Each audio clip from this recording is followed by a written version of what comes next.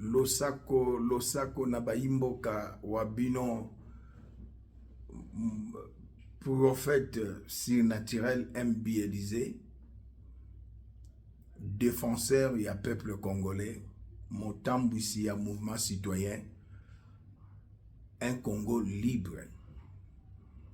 Toye pona ko solo la makambo etali mboka na biso. Ndenge na lobaka na bino tango iso, pour l'amour de ma patrie, je n'aurai point du repos. Pour l'amour de la ville de Kinshasa, capitale de la RDC, je ne me tairai point. Lelo na ye, pona koyebisa ba imboka, makambo ezoleka en Afrique du Sud, mikoleleki Joseph Kabila, ba membre à parti politique, ya Kinshasa batindaki ba délégué na bango basanganaki. Tozelaki basilisa masolo na bango, poto ya koyebisa bino maeni nezoleka.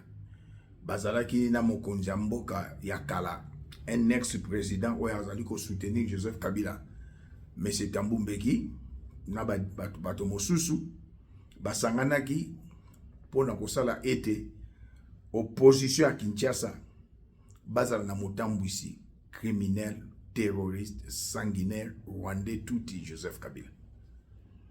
Alors, eloko wana toza na connaissance na yango, na makambo mosusu toka koyebisa bino. Bazui ba communicateur na ville ya Kinshasa, ba pesi bango mbongo po ba falsifier, ba buka lokuta, ba bongola histoire ya Congo. Na 1997, les Rwandais touti sanguinaire, terroriste, criminel, Paul Kagame, a ye Motambwisi ya milice ya FDL. Atinda James Kabarebe, bakota na Congo na ba Rwandais touti.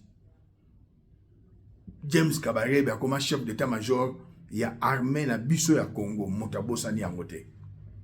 Yo, bino, pona ba miette bazopesa bino, bolingo falsifier l'histoire. Ba pekisi bino kotanga kombo ya Kagame. Ba pekisi bino kotanga kombo ya Joseph. Joseph a comme leader de l'opposition depuis quand? A participé qui na ba élection peut perdre. Bolingi bo bongo la lisolo boko kutana na prophète MB Élysée, défenseur et peuple congolais. Na bandi bitumbo na 2003 avec mon père spirituel, l'archevêque Coutinho Fernando, dans le mouvement Sauvons le Congo. Joseph a péqué si bien au combat Kagame. Même le président Trump, première puissance dans le monde, États-Unis, il n'y a pas de rébellion. Il n'y a pas de rébellion au Congo, il n'y a que l'agression. C'est-à-dire Rwanda a agressé la RDC. Bino à cause des miettes. Monto a comme un multimilliardaire. 30 ports naye mwana mboka Jean-Pierre Bemba Gombo a kangi yango pour ça là qui a lui Kimoyibi ba entreprise à l'état a boma yango Joseph Kabila et bino na ba soi-disant pasteur ba soi-disant chef coutumier na ba congolais traître avec l'intelligence corrompue voilée bolingi bo soutenir un étranger 97 c'est pas 2025. Brokutana na prophète MB Élysée. Bokolonga kate. Olobi opesaki Félix Antoine Tshisekedi, l'actuel président pouvoir. Mais yona na pesaki au pouvoir en 2001 pour Laurent Désiré Kabila Koufi. Yana l'aksabino image, on pesaki au pouvoir en 2001. Pour biso za la pièce contre pièce hein. Biso za li pièce contre pièce. Ils allaient pièce contre pièce. C'est celui de Stavros Papayoannou. À l'époque de l'assassinat, il dirige la compagnie aérienne congolaise Ewabora et à peine 2 heures après l'assassinat, il affirme s'être fait appeler par le chef d'état-major de l'armée rwandaise, le général James Kabarebe. Je reçois donc un appel d'un partenaire à moi hein, et il me dit je te passe quelqu'un. Alors il m'a passé James Kabarebe. Donc moi je lui ai parlé, il m'a dit bah là parce qu'on se connaissait hein, puisque en 97 quand il y a eu la guerre et tout ça, je disais j'avais beaucoup aidé à cette époque-là la FDL pour son déplacement. Donc je le connaissais. Alors il me dit voilà, nous savons que tu as des très bons contacts avec le ministre de la Justice qui s'appelait Moïse Kongolo. Est-ce que tu peux aller lui dire que le président Kagame souhaiterait que ce soit lui le président? Et il me donne un numéro de téléphone, évidemment, qui moi me faisait peur, parce que à cette époque-là, lorsque quelqu'un était accusé de trahison, de travailler avec l'ennemi, c'était la peine capitale, hein, on rigolait pas à ce moment-là. Bon, évidemment, j'ai eu peur. Bon, j'ai noté son numéro de téléphone, puisqu'on me l'avait demandé. J'ai pris le numéro et je suis allé voir d'abord les adjoints de Moïse Kongolo, qui s'appelait Pascal Senga, un avocat, et Célestin Chibalonza. Ils étaient deux. C'était son secrétaire particulier. Je suis allé les voir, j'ai écouté. Je n'ai pas voulu vous en parler au téléphone parce que c'est trop dangereux. Je dois parler au ministre de la Justice. Je suis allé les voir en leur présence, donc les deux devant. Donc nous étions, en tout, nous étions à 4. Je vous remets un message qui vient de l'Est. Ça vient de Kagame, c'est son numéro de téléphone, je vous le remets. Je n'ai pas d'autres copies. Je n'ai pas copié ce numéro ailleurs. Donc, si vous le perdez, vous l'avez perdu parce que je n'ai pas voulu garder ce numéro. Je vous le remets, vous l'appelez et on me charge de dire qu'il souhaiterait que ce soit vous qui preniez la tête du pays, donc la présidence. Il m'a remercié, je suis parti. 1 heure après environ, bon, je suis pas très précis dans les heures, en tout cas, il m'a appelé, il m'a dit, écoute, est-ce que tu as un avion pour aller chercher Joseph Kabila qui se trouve à Lubumbashi? Donc j'ai appelé l'équipage, je leur ai demandé qui était en Bujimaï, je leur ai dit, écoutez, rentrez avec cet avion-là à Lubumbashi, avec les passagers qui sont dedans, puisqu'ils ne pourront pas de toute façon rentrer sur Kinshasa.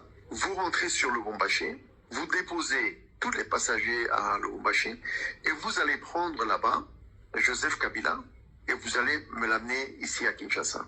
Donc c'est... Boyoki ndenge alobi volonté ya ba-occidentaux na nzela ya Paul Kagame elingaki batia Moïse Kongolo, lui il a refusé. Alors siko baponaki yo Joseph Kabila. Na lobaka na bato bayebi mayebi masolo, bayebi coulisse ya pouvoir. L'élection bokendaka wana ezala na okaka ba théâtre ba fantaisie. Masolo ebeta makana coulisse ya pouvoir, ba décider. J'ai été avec papa Etienne Tshisekedi, j'ouvre la parenthèse ici. Alors j'ai été voir les décideurs 2011 avec papa Etienne Tshisekedi ici. Bamindel ne ba décidaka pour tel comme président en Afrique. Oboy Vanda oyebino lisolote. Alors Joseph Kabila yo Rwandais Tuti, un autre Rwandais Tuti Paul Kagame, mokonzi ya AFDEL, mokonzi ya RCD Goma, mokonzi ya CNDP, mokonzi ya M23. Paul Kagame akamati ya CD M23 na maboko na yo créé AFC. Laurent Désiré Kabila Koufi, s'il était réellement ton père biologique, il quoi qu'on remplacer était. Aux alliés fils moko adoptif, histoire toyebi. Ba pesa yo pouvoir, mais le lozo betato longa na pesa qui est pouvoir. Yo ba pesa au pouvoir na Paul Kagame, qui a roulé pendant 18 ans au Kosa Paul Kagame, bozalaki na ba bras de fer. Na okota na ba détail était avec Paul Kagame, le Paul Kagame azuyo. Okendaki un dimanche na Goma. Les matos qui na Rumagabo pour la bateau Paul Kagame a formé plus de 10 000 militaires jeunes bakangaki na ex FRDC police na wazalendo bazakuna ok na Rumagabo boy mawatro mbongo pesa ki ba millions alliés okosenga ya ndenge nini pour maintenant il est comme une position en force hier pour ça accord na RDC na meeting de outils na ba américain.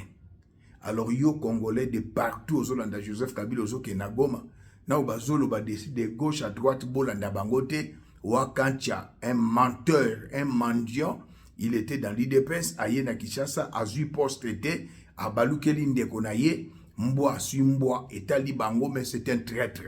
Moi Élysée atana ndoto Dans l'Afrique du Sud, baye mbongo yango bandako loba pona na busoto na bango na kotikala kosala yango te. Ce sont des traîtres. Oya lobaki ensemble pour la République a commis ensemble contre la République. Moïse Katumbi Esengeli kotiaye maboko kosambisa yata na musika un traître. Joseph Kabila traître. Bazata ba congolais te. Et loko yo peuple congolais totalement. Debout congolais, comme avait dit mon père spirituel, archevêque Coutinho, sauvons les Congo. Rabino, défenseur. Il y a peuple congolais. Nazan à gauche, Nazan à droite, je suis au centre. Au centre, c'est le peuple. À gauche, le soi-disant opposition. À droite, Batobayena, Bazo Kamba, Félix et les autres, État de droit exaté, Bazo et les intérêt, personnel.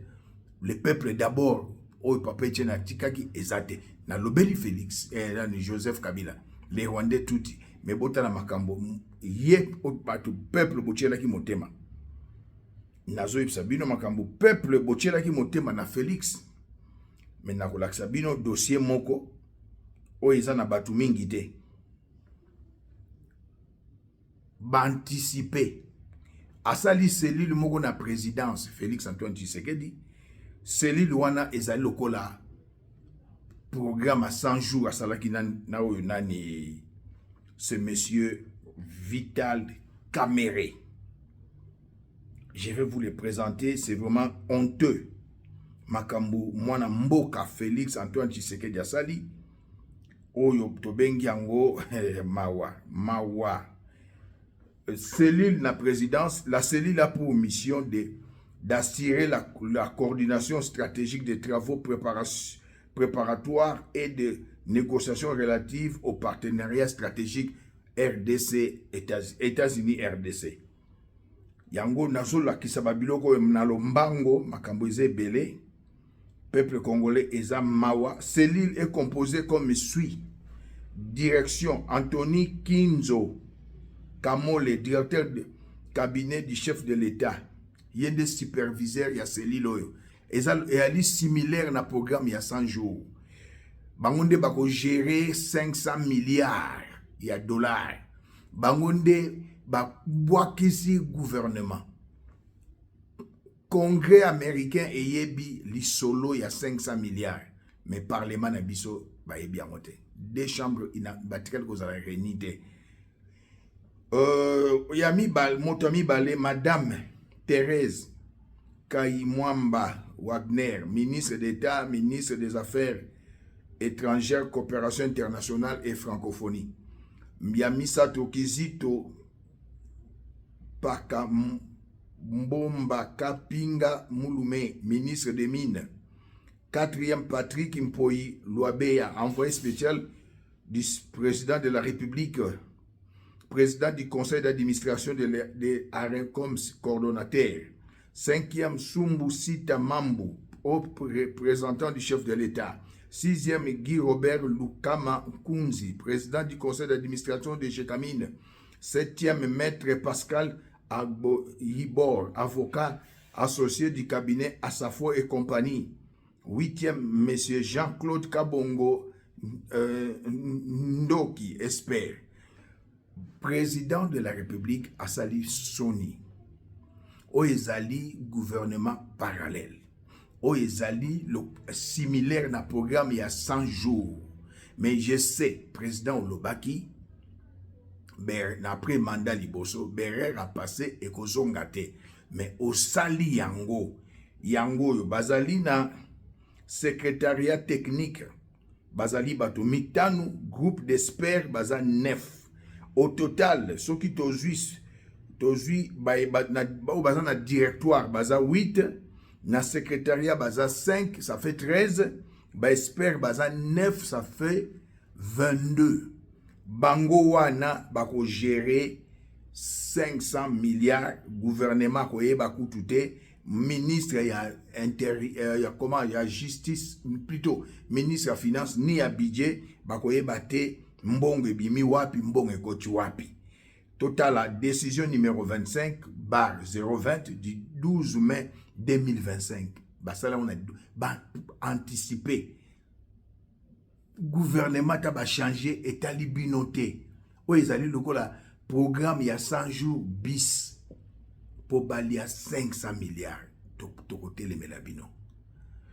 Portant création, organisation et fonctionnement d'une cellule de coordination stratégique au sein du cabinet du président de la République chargée du suivi des négociations, de l'appui et la mise en œuvre du partenariat stratégique entre la République démocratique du Congo et les États-Unis relatifs aux minéraux critiques, au développement et à la prospérité. Peuple congolais. Monsieur le Président, vous avez déçu le peuple. Vous avez volonté à mon côté à Kobongisa. Au Tchela Kibiso Rwandais Utu, na programme à 100 jours, Vital Kamere, le loyo Kochela, na Oyomoko Oche, Rwandais Touti, Anthony Kinzo, il n'est pas d'ici du Kivu. Vous travaillez avec des Rwandais. 500 milliards d'euros pour le peuple. Yo sali cellule na présidence. Et sali gouvernement parallèle. Pourtant, mbongo ekoya, ministre de Finances, ndenge mbongo banako bima, ayebate, ministre à budget, ayebate, gouverneur à banque, ayebate. Peuple congolais totalement. Moma yangoyo yako libéré mboka. Article 5 à Constitution le bi Yamotuya, le peuple souverain. Article 64, lobby, totalement, groupe moko oya batu, balingi ba s'accaparer. Na mboka. Peuple comme esclave, y actuel régime, y a président Félix. Boza ko se retrouver te. Maïezate, courezate, ba braquage, ba souffrance. Na kolaksa bino image. Oyo ezali Sonipe Mawa, celui-ci c'était membre du gouvernement. Oyo ezali ministre ya intérieur, censé ya kosunga ministère intérieur lié mokonza police, police ezali censé ya battre la peuple na biloko na bango, bota la police akomi ko boma, police ya ville ya Kinshasa. Tango ndeko ya kufaki na Lemba, Rosi Mukendi, Joseph Kabila n'était pas là, mais c'est lui qui est Azala qui n'a tangwa na régime naé. Joseph Kabila babengi commandant suprême ya armée na police. Na armée il n'y a pas de mauvais chefs, mais il y a que des mauvais. Il n'y a pas de mauvaises troupes, il y a que des mauvais chefs. Botala ndenge babomi elenge. Sony. Par un homme en uniforme. Voici ce qui s'est passé.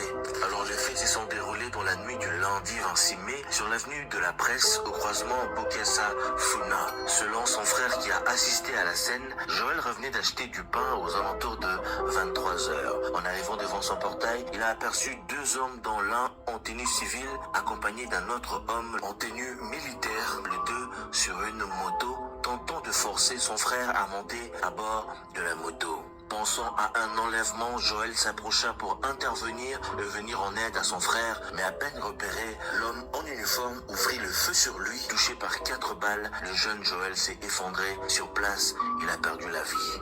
Une scène dramatique qui a plongé tout le quartier dans la peur et dans l'indignation.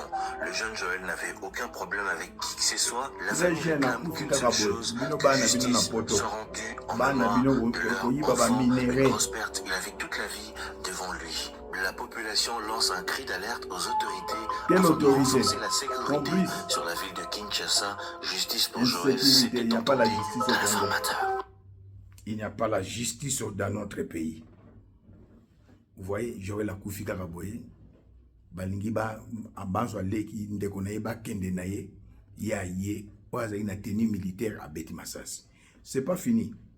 Moi na 16 ans. Ba boxenga kina la Sabine.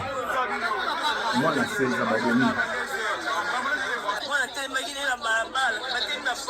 Insécurité na ville ya Kinshasa.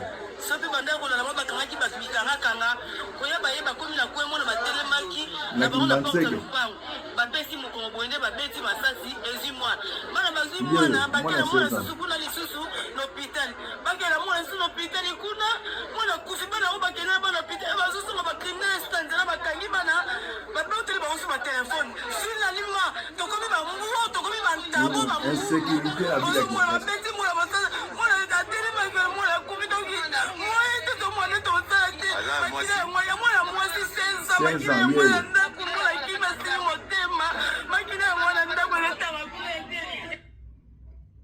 insécurité à ville à Kinshasa. Bon, si vous avez un ngai, na kumisa Félix, na wana mutué salakate, mieux vaut plaire à Dieu qu'aux hommes. Félix a dirigé bien té. Nathan à Joseph Batba Koufa et Belé. Nathan peut à présent Félix et Batba Koufa. Je dois que dénoncer. Pour pas bongisa. Ce que vous avez la président Félix Maboko, tu es un criminel. Et c'est que le lac Sababilo kwa boye pour abongisa. Ce que vous avez la volonté wana. Ce que vous avez la critique n'est pas la constructive pour abongisa. Il n'a que 2 ans. Mais ce qui est malheureux, Monsieur le Président, c'est l'île Sali et Zali gouvernement parallèle. Ndengo Salaki avec Vital Kamere, na premier mandat na yo programme il y a 100 jours. Maintenant, au Sali, c'est l'île Oyo pour Bokamba 500 milliards. Boliana Bino. Ndenge, je vais balancer une image. Biso Zali Tikotak. Il y en a ni, comment il s'appelle? Il y a, comment il s'appelle? C'est monsieur là, comment il s'appelle encore? Le monsieur, comment il s'appelle? Ce monsieur là. Voilà, na commune sous émission Nicolas Kazadi, ce qui projet est au Zumbo, au Lié, au Kaboli. Les restes après. Alors, namini toyo 500 milliards na ngamba Joseph Kabila azobunda po yende aliambongo wana. Et ça yibi ba milliards mali atonda kate. Na ngambu pe ya régime en place. Bango pe balobi bakolia 500 milliards. Mais les Américains bako saka bangote. Peuple congolais. Bon monio eleki pa Zelensky bazo sunga ina bamin na OTAN ba pays wana bazo pesa à États-Unis ebisi que tu nous dois 350 milliards a boyi oko pesa biso a boyi azongi États-Unis bengi roi d'Angleterre lelo ba signé ba bozuyam kitamboka na bango ezokende pe bino lelo bozana pouvoir soki et cellule au bosali eza similaire na programme à 100 jours bokaboli mbongo si bozali na ba millions bansu bana ba milliards so bokaboli mbongo peuple congolais boyebele ko États-Unis a bosala à travers la pays de justice ezali mais sali a bosala Congo ekokoma pays moko sous tutelle oyo comme na maboko ba américain cela signifie na kenano et comme na maboko américain et ba américain ba kosala nini po bande ko mususu ba tia bango baloba lobate ba mona ke baza na kata démocratie ba ko benga Rwanda bazala kanaye ba bengi Qatar balobi bo superviser Congo ata 100 ans pour la société américaine est belé na mboko nini na Rwanda. Comment les bourreaux de nos victimes ont transformé minerais dans biso. Le voleur de nos minerais a comme partenaire na RDC. Ça c'est la haute trahison. Na kolobaka montango nyonso. Pour l'amour de ma patrie, je ne me tairai point. Pour l'amour de la RDC, je n'aurai point de repos jusqu'à ce que mon pays soit libéré comme l'aurore. La liberté apparaisse comme l'aurore. Mais Bino Bozo Kamba, Boena Bino Karapo, Bochaba Mbongo, na ba compte bancaire, état de droit exaté, Bozo Yiba Mbongo, la présidence, M. Félix Antoine Tshisekedi, président de la République, a anticipé à sa cellule. Oyo, ils ont le programme il y a 100 jours pour 500 milliards. Gouvernement Bokoye Belo côté. Sénat, Assemblée nationale Bokoye Belo côté. Ça, je ne suis pas d'accord avec ça. Peuple congolais, tout élément, te libérer Mboka. Un peuple se libère. to libérer mboka pour volonté ya kosilisa bitumba ezate boke na diplomatie tolandi bino sikoyo bolingi botia gouvernement ya sika mais gouvernement ngo ekozala na même mise to kotala programme mabongisi ya 500 milliards bangote à Tony Kinzo les Rwandais touti comme c'était les Rwandais où tout un programme à 100 jours maintenant Céline Wana superviseur Mutazo Kambango ba PC pouvoir nyonso na président de la République Fachi Anthony Kinzo Moyibi peuple congolais bino bovandi bokangi maboko biso to lobaka pona bino to kolemba te mboka etambusa makaboye te na lobaka nde bo solo na uti kolobela Joseph Kabila boyoki na ye kolobela pe Félix moto nyusa kosala mabe na kozongise na nzela. Je suis serviteur de Dieu. Mieux vaut plaire à Dieu qu'aux hommes. La terre passera, le ciel passera, mais la parole ne passera jamais. Ko soutenir Moyibi. Yo poko Moyibi. Ko soutenir bazo bomambokate. Accord de principe ezaki signé. Toujours c'est là les 15. Ndenge boyebi sibiso. Mais bino déjà dans mois de mai le 12 mai 2025 bosali selile oyo to bana kolia mbongo oyo to bana kabola mbongo oyo to bana sakana na mbongo biso to websa bien le côté le silence est une arme boyeba ki teke ngana kozala au courant de cela naza au courant bato musupe ba lobela kamboka bakoya koloba makambo oyo eza gouvernement parallèle oyo ezali cellule moko similaire na programme à 100 jours peuple botelema bozo nyokwama basoda bazo boma bino na la kisi vidéo moi na 16 ans babomi na police gouverneur et de l'IDPS asa aibe loko mokote ministre de l'intérieur akoko si sakuluna te ayebi pe lokote yende mokonza police Judith premier ministre ayebe lokote président de la république Mawato totelema tokutani na ngolo nzambe mobateli lobby. Merci.